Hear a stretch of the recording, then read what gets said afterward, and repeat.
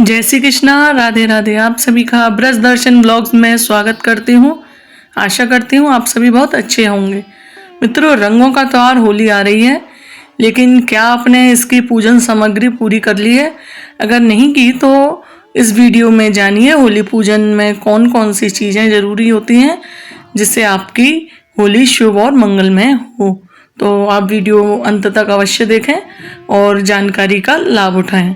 तो यहाँ सबसे पहले एक हमको थाली लेनी है। वो आपके पास जैसी भी थाली हो आप एक थाली ले सकते हैं, या तो आप एक में ही ये सारी सामग्री इकट्ठी कर लें या आपको 2 थाली लेनी होंगी। थाली को साफ स्वच्छ करके और अब हम उसमें कुछ पूजन की सामग्री रखेंगे। तो इसमें सबसे पहले हम रखेंगे चावल। तो या तो आप एक साथ सारी चीज़ें साइड में रख सकते हैं या आप सबको एक एक कटोरी में व्यवस्थित करके रख सकते हैं। ये कटोरी में रखने से ये आसानी से पूजा करने में आसानी रहेगी।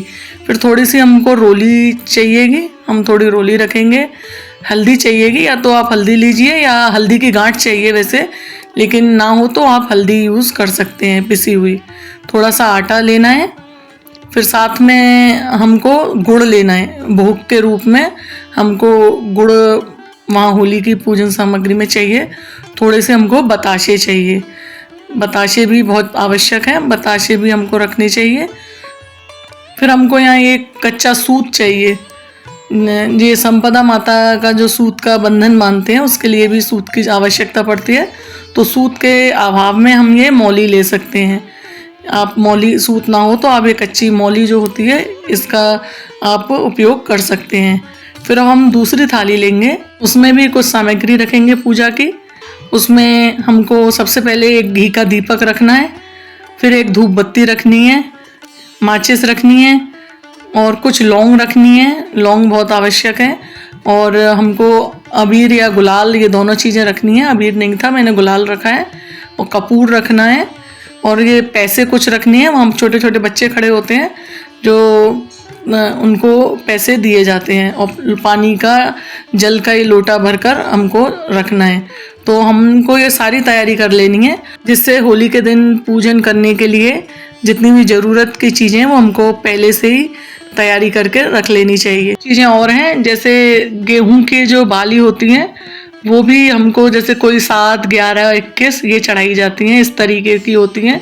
ये भी होली की पूजन में चढ़ाई जाती हैं। इनको छोलिया बोलते हैं, बहुत लोग हमारे यहाँ बूट बोलते हैं। तो ये सब सब्जी वालों के पास मिल जाते हैं होली से पहले। तो ये भी चढ़ाए जाते हैं। सबके अलग अलग, जैसे पूजा करने में सामग्री यही होती है, लेकिन थोड़ा सा परिवर्तन हो जाता है। जैसे होली के बड़कुल्ले जो होते हैं वो चढ़ाते हैं, उपले के जैसे छोटे छोटे बड़कुल्ले बना के वो चढ़ाए जाते हैं। माला बनाई जाती है उपलों की, उपले चढ़ाए जाते हैं, नारियल चढ़ाया जाता है। तो हमारे यहाँ जिस ये जो चीज़ मैंने आपको दिखाई है, ये अगर वो सब चीज़ भी ना चढ़ाएं, इनसे ये चीज़ें तो बहुत ही ज़्यादा जैसे ज़रूरी हैं कि इन चीज़ों के बिना तो पूजन अधूरा है। ये चीज़ें आपको अवश्य ही चढ़ानी चाहिए होली के पूजन में। जब आप लौंग, पूजा करने के बाद जब आप लौंग चढ़ाएं तब 7 लौंग आपको होली में चढ़ानी चाहिए।